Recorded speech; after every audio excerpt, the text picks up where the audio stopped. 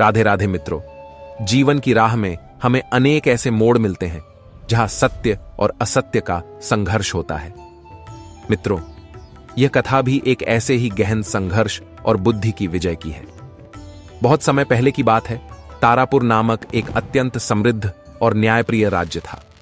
इस राज्य के वैभव की चर्चा दूर दूर तक फैली हुई थी। चारों ओर खुशहाली थी, लेकिन इसी खुशहाली के बीच अचानक एक गहरा शोक छा गया। राज्य के प्रतापी राजा ताराचंद का आकस्मिक निधन हो गया था। राजा ताराचंद मात्र 52 वर्ष के थे और वे शारीरिक रूप से अत्यंत बलिष्ठ और स्वस्थ थे। उनकी अचानक हुई मृत्यु ने पूरे राज्य को झकझोर कर रख दिया था। किसी को समझ नहीं आ रहा था कि जो राजा कल तक दरबार में बैठकर न्याय कर रहे थे, वे आज शांत कैसे हो गए।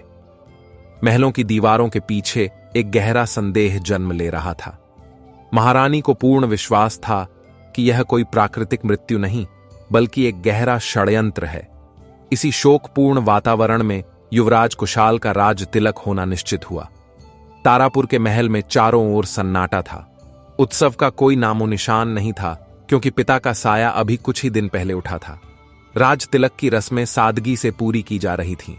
कुशाल अब इस विशाल राज्य के नए राजा बन चुके थे।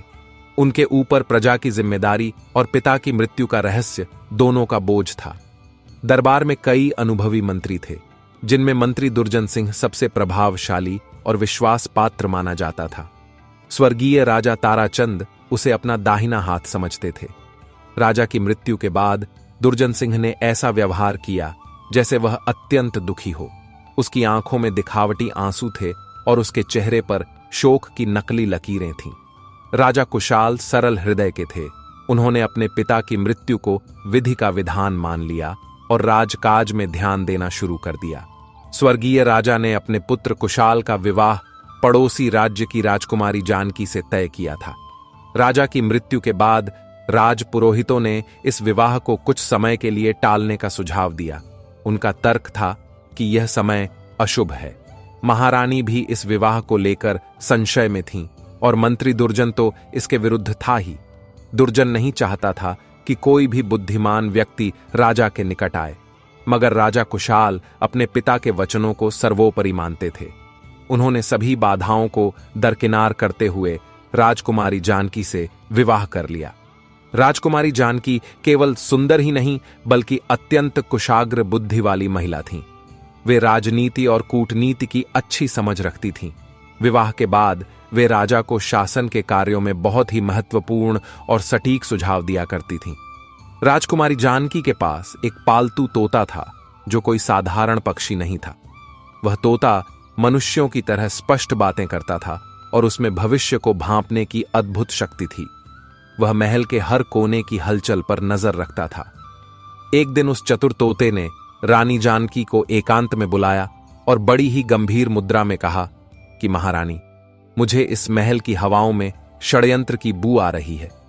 यहां सब कुछ वैसा नहीं है जैसा दिखाई दे रहा है। तोते ने रानी को एक विशेष सुझाव दिया कि वे आज से राजा का भोजन स्वयं अपने हाथों से बनाएंगी।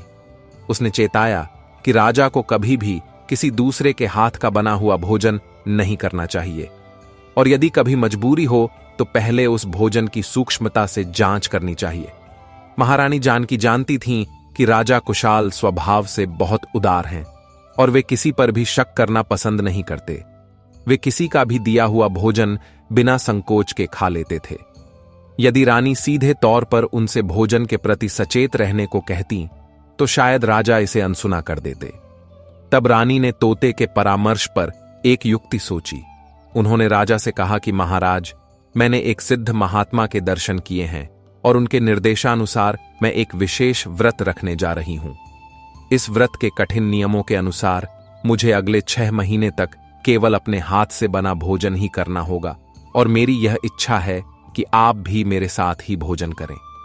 यदि आपने इस अवधि में किसी और के हाथ का बना अन्न ग्रहण किया तो मेरा यह तप भंग हो जाएगा और हमें फिर से शून्य से शुरुआत करनी होगी।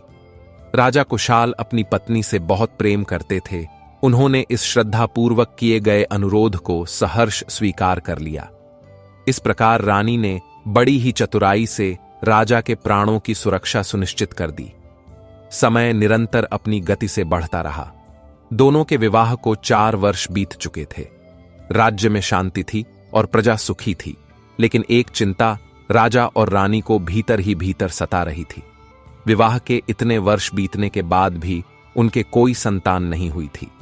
यह बात मंत्री दुर्जन के लिए एक सुनहरा अवसर लेकर आई। उसने एक दिन राजा के पास जाकर बड़ी ही सहानुभूति के साथ कहा कि महाराज, राजकुल के भविष्य के लिए संतान का होना अत्यंत आवश्यक है। 4 वर्ष का समय कम नहीं होता। मेरी मानिए तो आपको चित्रकूट के प्रसिद्ध वैद्य गंगा प्रसाद जी से परामर्श लेना चाहिए। वे जड़ी बूटियों के महान झाता हैं और निश्चित रूप से उनके पास कोई न कोई समाधान होगा। मंत्री ने बड़ी चालाकी से आगे कहा कि वैद्य जी बहुत वृद्ध हो चुके हैं और अब वे यात्रा करने में असमर्थ हैं, इसलिए रानी को ही वहां जाना होगा, क्योंकि वे अपनी शारीरिक समस्याओं को वैद्य जी को विस्तार से समझा पाएंगी। राजा कुशाल ने जब यह सुना तो उन्होंने तत्काल निर्णय लिया कि रानी का अकेले जाना उचित नहीं है। उन्होंने एक नया उपाय सुझाया कि वे रानी के चतुर तोते को मंत्री के साथ भेज देंगे। रानी अपनी सारी बात तोते को बता देगी और तोता वही संदेश वैद्य जी तक पहुंचा देगा। इस प्रकार समस्या का समाधान भी हो जाएगा और रानी को असुविधा भी नहीं होगी। मंत्री दुर्जन मन ही मन मुस्कुराया।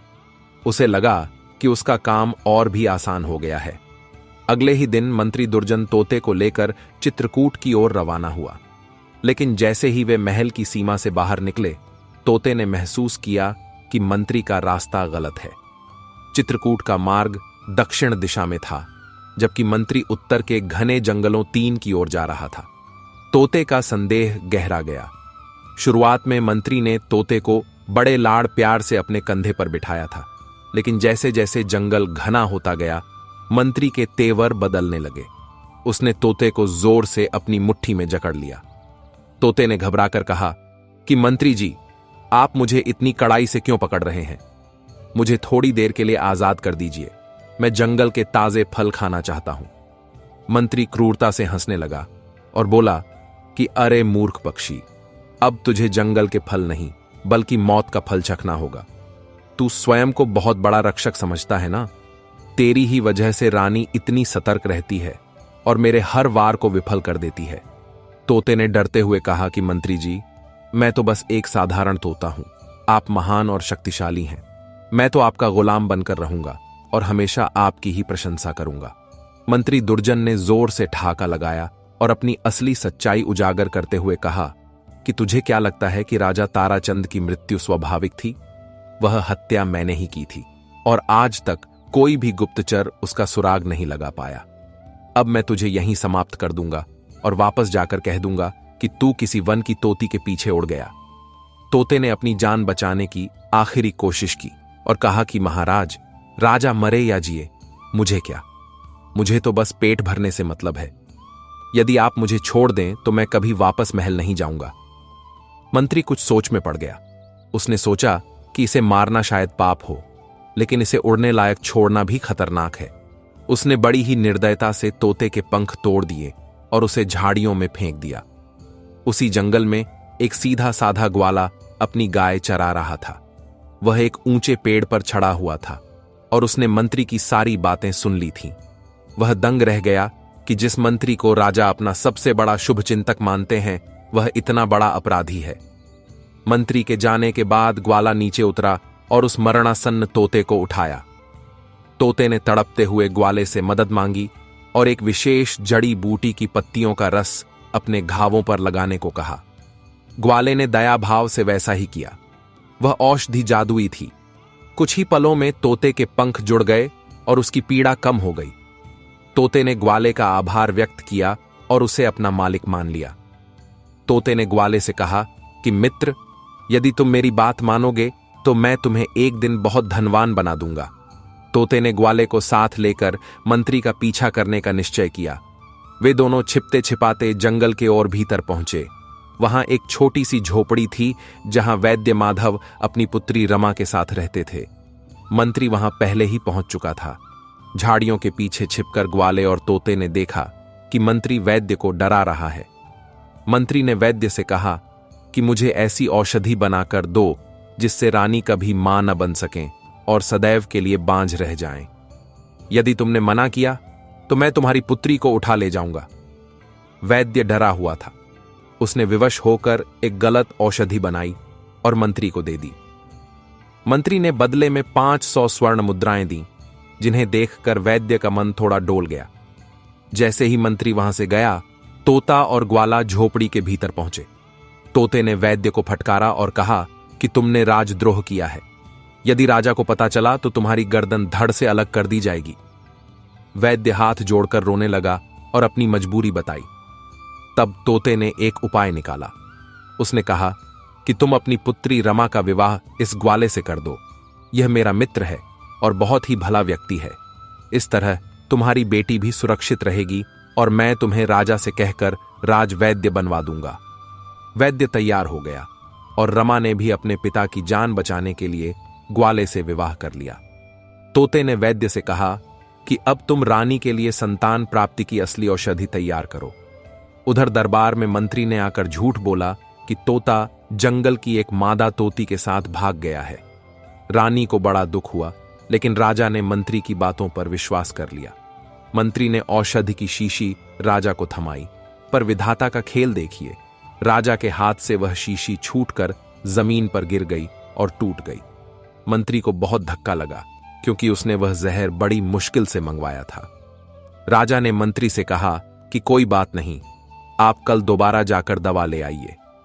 अगले दिन जब मंत्री फिर से वैद्य के पास गया तो वैद्य ने इस बार उसे असली संतान प्राप्ति की दवा दे दी। मंत्री को लगा कि वह फिर से बांझ बनाने की दवा ले जा रहा है। जब वह दवा रानी को पिलाई गई तो चमत्कार हो गया। कुछ ही महीनों में रानी गर्भवती हो गई। राजा की खुशी का ठिकाना न रहा। उन्होंने मंत्री को 5000 स्वर्ण मुद्राएं इनाम में दी और वैद्य के लिए भी धन भेजा। मंत्री भीतर ही भीतर जल भुन गया। उसे समझ नहीं आया कि जहर ने अमृत का काम कैसे किया। उसने क्रोध में आकर वैद्य को मारने का निश्चय किया। जब वह जंगल पहुंचा तो तोते ने ग्वाले को पहले ही सचेत कर दिया था। ग्वाले ने अपनी लाठी से मंत्री पर हमला किया और उसे घायल कर दिया। मंत्री वहां से भागकर दरबार पहुंचा और राजा से झूठ बोला कि एक लुटेरे ग्वाले ने उसे लूटा है। राजा ने बिना जांच किए ग्वाले को फांसी की सजा सुना दी, लेकिन रानी जानकी ने हस्तक्षेप किया और कहा कि महाराज, मेरे गर्भ में पल रहे शिशु के लिए यह समय हिंसा का नहीं है। इस ग्वाले की सजा को बालक के जन्म तक टाल दिया जाए। राजा मान गए।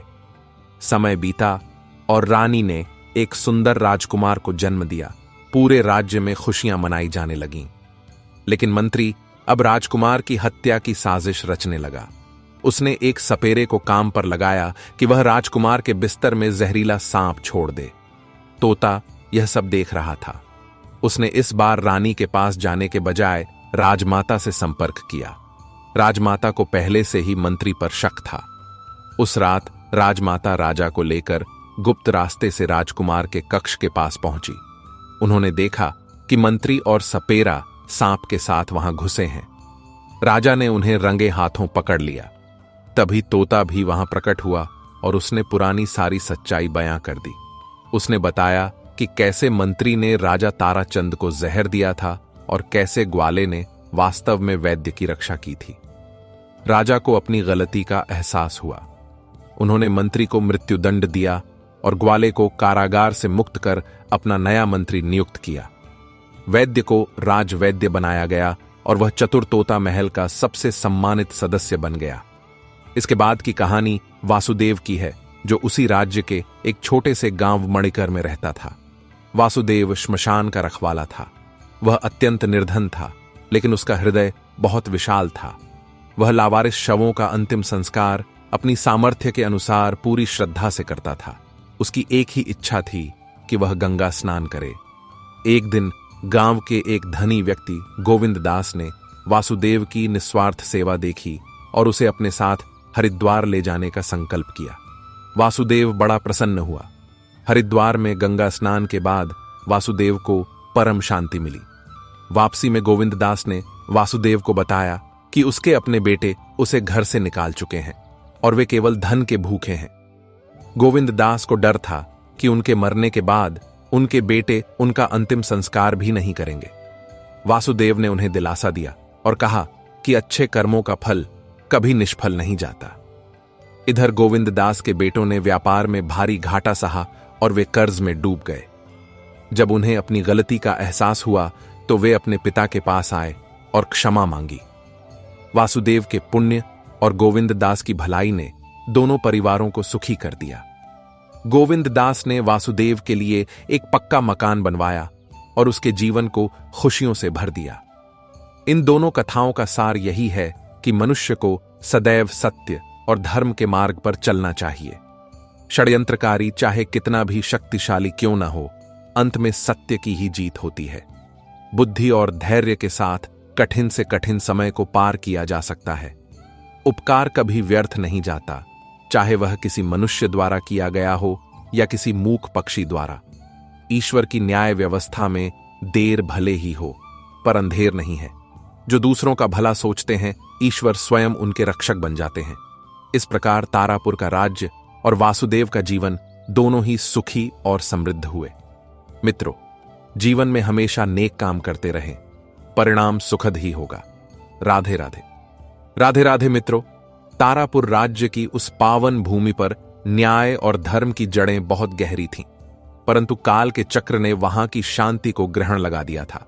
जब राजा ताराचंद का स्वर्गवास हुआ तो केवल राजमहल ही नहीं, बल्कि राज्य का प्रत्येक घर शोक में डूब गया था। लोग गलियों में खड़े होकर फुसफुसाते थे कि जो राजा कल तक हाथी पर सवार होकर प्रजा का हाल चाल ले रहे थे, उन्हें अचानक यमराज ने अपने पास क्यों बुला लिया। उनके शरीर पर न तो कोई घाव था और न ही उन्हें कोई लंबी बीमारी थी। राजवैद्य भी चकित थे, परंतु सत्ता के गलियारों में सत्य अक्सर दब जाता है। युवराज कुशाल ने जब पिता की राजगद्दी संभाली तो उनके कंधों पर न केवल शासन का भार था, बल्कि उस रहस्यमय मृत्यु का बोझ भी था जिसे वे चाहकर भी सुलझा नहीं पा रहे थे। मंत्री दुर्जन सिंह का व्यक्तित्व बड़ा ही विचित्र था। वह बाहर से जितना विनम्र और आज्ञाकारी दिखता था, भीतर से उतना ही विषैला और महत्वाकांक्षी था। वह कई वर्षों से इस ताक में था कि कब तारापुर की सत्ता उसके हाथों की कठपुतली बन जाए। राजा ताराचंद की हत्या के पीछे उसी का हाथ था। उसने बड़े ही शातिर तरीके से राजा के विश्राम कक्ष के जल में एक ऐसा दुर्लभ विष मिलाया था जो धीरे धीरे हृदय की गति को रोक देता है और शरीर के भीतर कोई निशान नहीं छोड़ता। जब राजा की मृत्यु हुई तो दुर्जन सिंह ने सबसे अधिक रोने का नाटक किया, जिससे किसी को भी उस पर संदेह न हो। उसे लगा था कि युवा राजा कुशाल उसके प्रभाव में रहेंगे, लेकिन राजकुमारी जानकी का आगमन उसके लिए एक बड़ी चुनौती बन गया।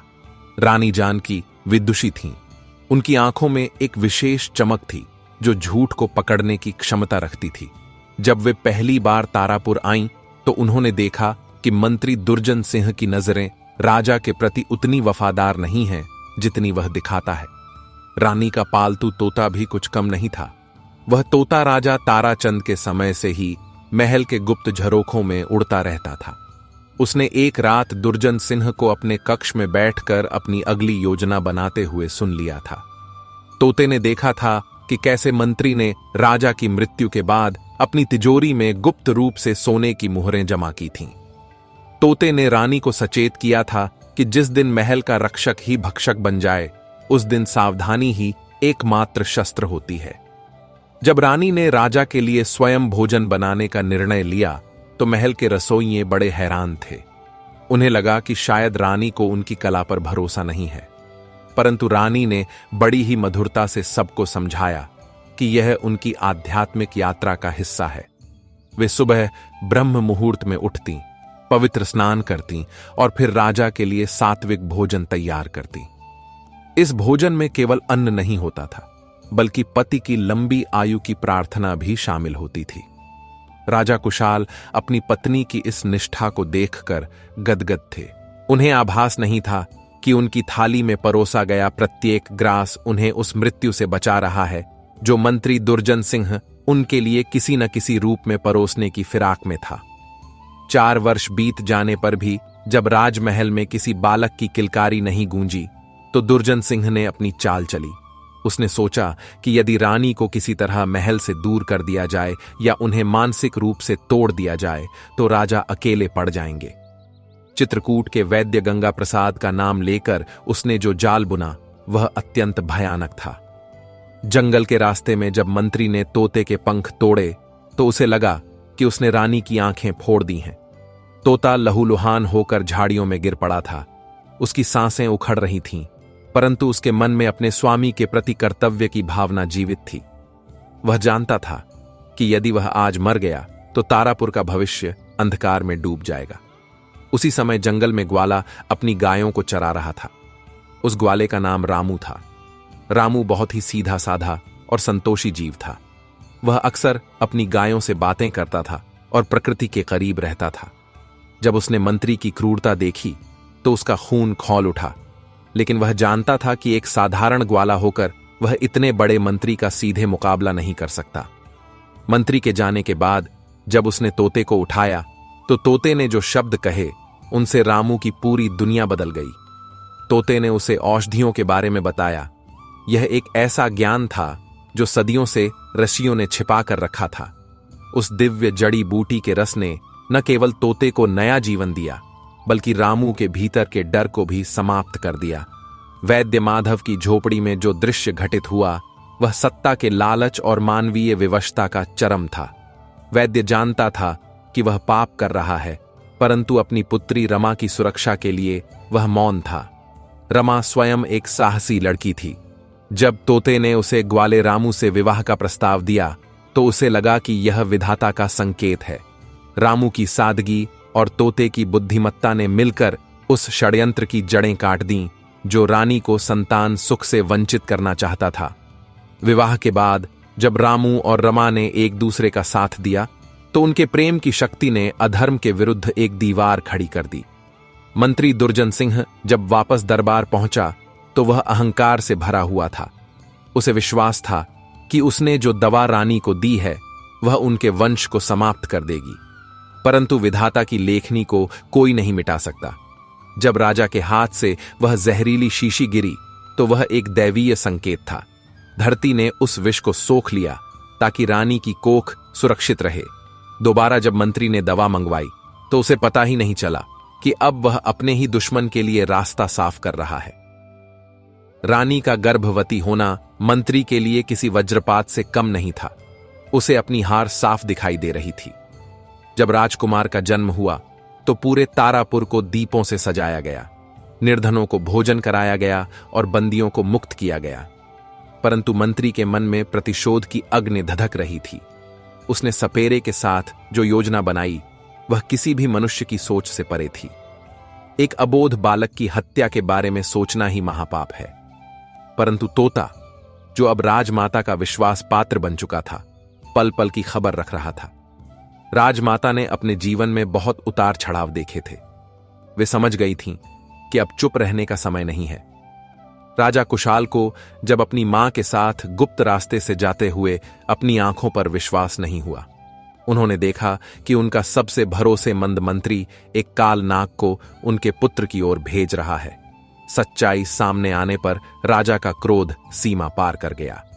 मंत्री दुर्जन सिंह के घर की खुदाई की गई तो वहां से न केवल सोने की मुहरें मिलीं, बल्कि वे गुप्त दस्तावेज भी मिले जिनसे सिद्ध हो गया कि उसने पड़ोसी राज्यों के साथ मिलकर तारापुर को बेचने की योजना बनाई थी। राजा ताराचंद की हत्या का रहस्य भी उसी की लिखी एक गुप्त डायरी से खुल गया। न्याय हुआ और अधर्म का नाश हुआ। ग्वाला रामू, जिसने एक पक्षी की जान बचाई थी, आज राज्य का सबसे महत्वपूर्ण स्तंभ बन गया। वैद्य माधव को राजवैद्य का पद मिला और उनकी पुत्री रमा ने राजमहल की महिलाओं को औषधियों का ज्ञान देना शुरू किया। मित्रों, तारापुर की इस कथा के बाद हम वासुदेव के जीवन की ओर चलते हैं। वासुदेव का चरित्र हमें सिखाता है कि सेवा का फल किसी भी धन से बड़ा होता है। श्मशान की भूमि, जिसे लोग अपवित्र और डरावना मानते हैं, वासुदेव के लिए वह साधना की जगह थी। वह जलती हुई चिताओं के पास बैठकर जीवन की नश्वरता के बारे में सोचता था। वह जानता था कि अंत में सब कुछ राख हो जाना है। फिर लोभ और मोह कैसा। जब उसने उस अनाथ शव का संस्कार किया तो उसने यह नहीं सोचा कि उसे कुछ मिलेगा। उसने तो बस अपना धर्म निभाया। गोविंद दास ने जब उसे हरिद्वार की यात्रा करवाई तो वह वासुदेव के प्रति आभार नहीं था, बल्कि वह गोविंद दास के अपने उद्धार का मार्ग था। गंगा के पावन तट पर जब वासुदेव ने डुबकी लगाई तो उसे लगा कि उसके पूर्वजों की आत्माएं तृप्त हो गई हैं। वहां की आरती, वहां का वातावरण और मां गंगा की कल कल करती ध्वनि ने वासुदेव के मन को शांत कर दिया। गोविंद दास के बेटों का हृदय परिवर्तन भी कोई संयोग नहीं था। जब मनुष्य सच्चे मन से किसी की सहायता करता है तो उसके आसपास की नकारात्मक ऊर्जा समाप्त होने लगती है। बेटों को एहसास हुआ कि धन तो आता जाता रहता है, पर पिता का आशीर्वाद और अपनों का साथ ही वास्तविक पूंजी है। वासुदेव का पक्का घर और उसका सुखमय जीवन इस बात का प्रमाण है कि ईश्वर अपने भक्तों को कभी अकेला नहीं छोड़ता। मित्रों, हमें अपनी बुद्धि का उपयोग दूसरों के कल्याण के लिए करना चाहिए। मंत्री दुर्जन सिंह के पास बुद्धि थी, पर विवेक नहीं था। तोते के पास विवेक था, इसलिए उसने एक पूरे साम्राज्य को बचा लिया। रामू ग्वाले के पास साहस था, इसलिए उसने सत्य का साथ दिया। और वासुदेव के पास निस्वार्थ भाव था, इसलिए उसे ईश्वर का सानिध्य प्राप्त हुआ। जीवन की कठिनाइयों में कभी घबराना नहीं चाहिए, क्योंकि रात कितनी भी काली क्यों ना हो, सुबह का सूरज अवश्य निकलता है। अपनी वाणी में मधुरता रखें, अपने कर्मों में शुचिता रखें और हमेशा ईश्वर पर विश्वास रखें। जो लोग दूसरों के रास्ते में कांटे बिछाते हैं, वे स्वयं ही उन कांटों का शिकार हो जाते हैं, और जो दूसरों के लिए फूल बिछाते हैं, उनका जीवन महक उठता है। आज की यह कथा हमें यह भी सिखाती है कि प्रकृति का हर जीव, चाहे वह छोटा सा पक्षी ही क्यों न हो, हमारे जीवन में बड़ी भूमिका निभा सकता है। हमें पशु पक्षियों के प्रति दया भाव रखना चाहिए। तारापुर के राजा और रानी ने तोते की सलाह को मानकर अपना जीवन सुधारा।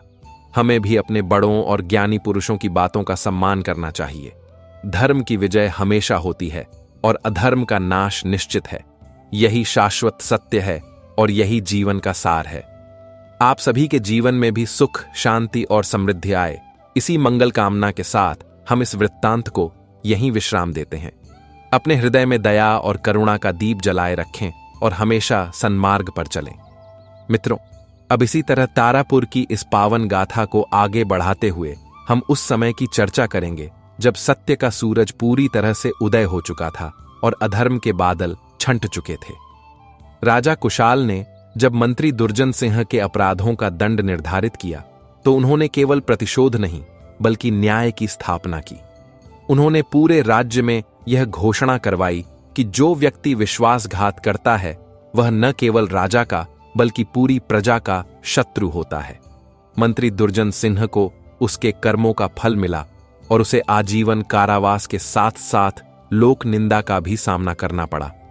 यह घटना पूरे तारापुर के लिए एक बहुत बड़ा सबक थी कि छल कपट की आयु बहुत छोटी होती है और सत्य चाहे जितना भी दबाया जाए वह एक दिन प्रकट होकर ही रहता है। राजा कुशाल ने अब अपने शासन को एक नई दिशा देने का संकल्प लिया।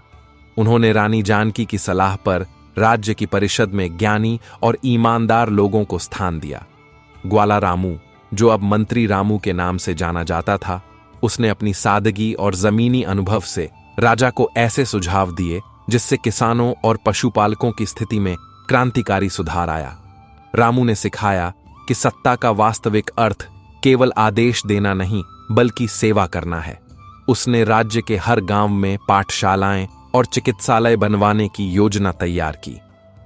वैद्य माधव को राजवैद्य बनाने के बाद राज्य की स्वास्थ्य व्यवस्था इतनी सुदृढ़ हो गई कि पड़ोसी राज्यों के लोग भी वहां उपचार के लिए आने लगे। वैद्य जी ने अपनी पुत्री रमा के सहयोग से जड़ी बूटियों का एक विशाल उद्यान विकसित किया, जहां दुर्लभ औषधियों का संरक्षण किया जाने लगा। उस अद्भुत तोते का प्रभाव केवल रानी जानकी तक सीमित नहीं रहा, बल्कि वह राजकुमार के लिए एक गुरु के समान बन गया। जैसे जैसे राजकुमार बड़ा होने लगा, तोते ने उसे पक्षियों और पशुओं की भाषा के साथ साथ जीवन के गहरे सिद्धांतों की शिक्षा भी दी।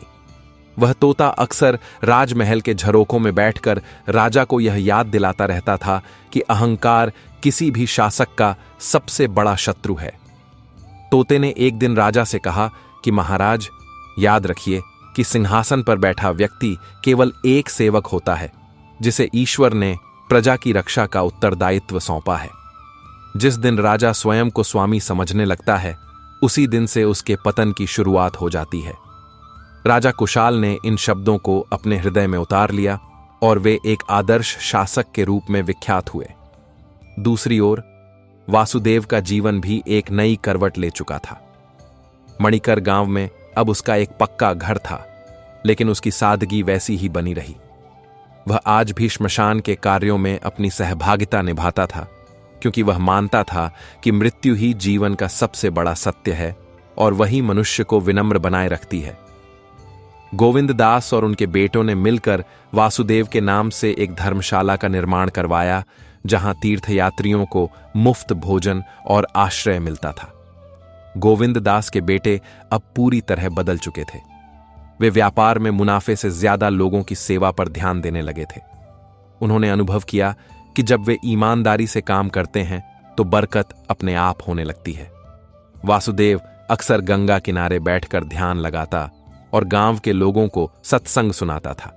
एक बार की बात है, तारापुर के राजा कुशाल तीर्थ यात्रा पर निकलते हुए मणिकर गांव से गुजरे। वहां उन्होंने वासुदेव की प्रसिद्धि के बारे में सुना और उससे मिलने पहुंचे।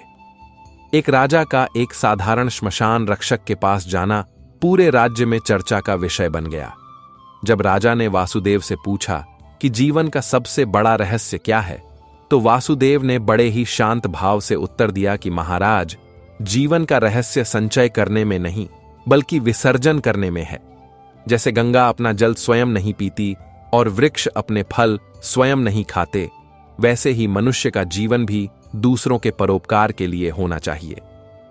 राजा कुशाल वासुदेव की विद्वत्ता और वैराग्य देखकर अत्यंत प्रभावित हुए और उन्होंने उसे अपना आध्यात्मिक गुरु मान लिया।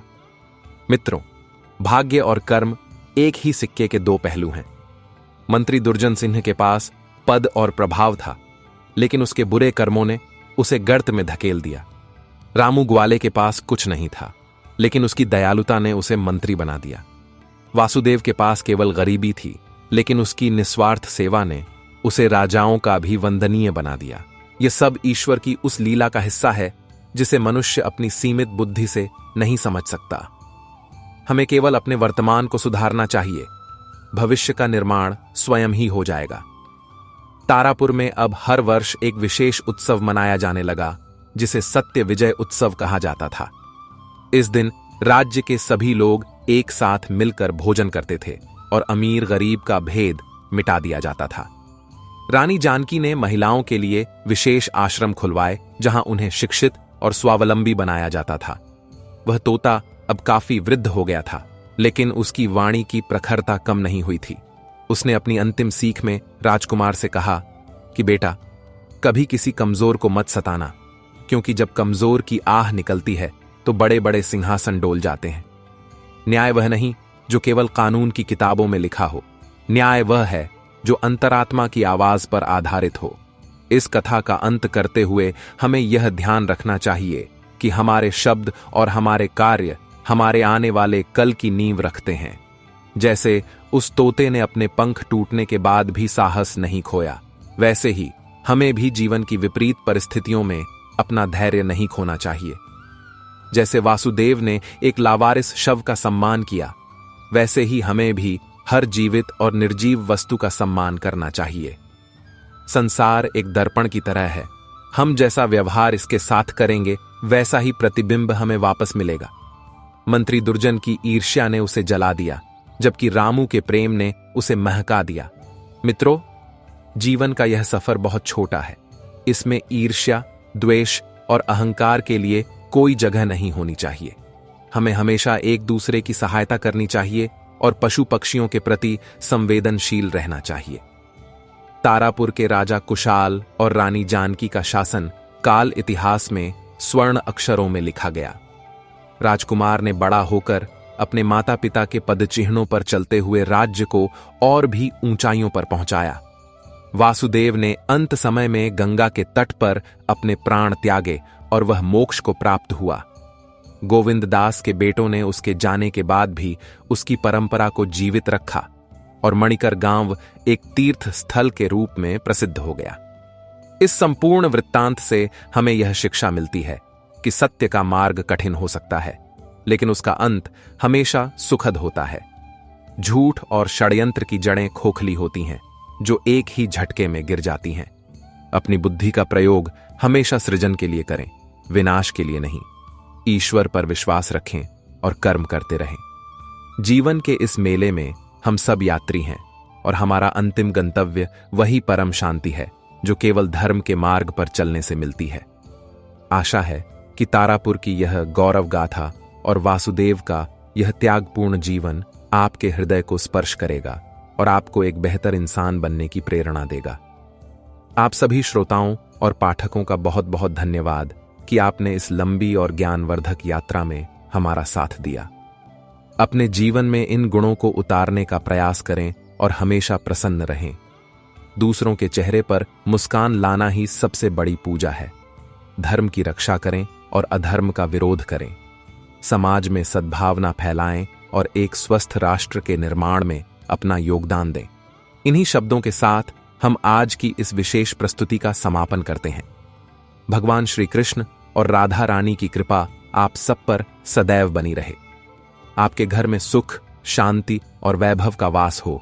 जीवन के हर मोड़ पर आपको सही राह दिखाने वाला कोई गुरु या पथ प्रदर्शक मिले, जैसे राजा कुशाल को वह चतुर तोता मिला था। हमेशा याद रखिए कि अच्छाई कभी बेकार नहीं जाती। राधे राधे।